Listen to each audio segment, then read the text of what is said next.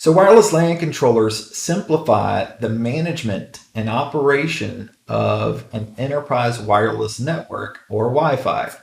And it does that because the access points register to the controller as a centralized hub. That's where it gets its software updates. That's where it gets its configuration.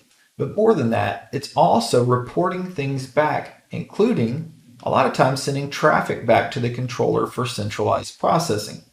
Now, whether it's sending traffic back to the controller or not, the AP is constantly talking to the controller and telling it about the world around it.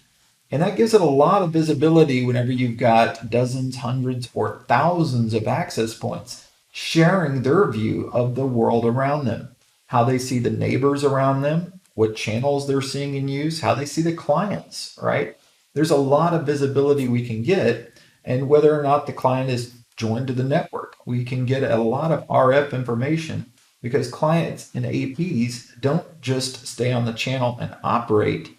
They also scan the world around them whenever they're not serving client data. Now, this allows the controller to get a very detailed resolution of the RF environment.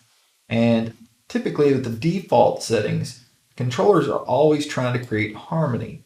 They don't want APs to be too hot. They don't want them to be too cold. They don't want them to be fighting with each other over airtime, and they don't want to be fighting with other APs that you don't own, maybe from neighbors, right, or other things that are on the channel. So bottom line is they're constantly collecting information and making changes dynamically to create harmony in the environment. That's the best way to say it, is their goal is to create harmony.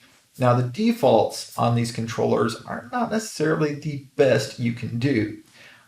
With proper help and or training, these controllers should be optimized to meet your environments. So before you ever placed an AP, ideally you would have had a survey and had APs placed accordingly, and then you want the controller tuned around that design.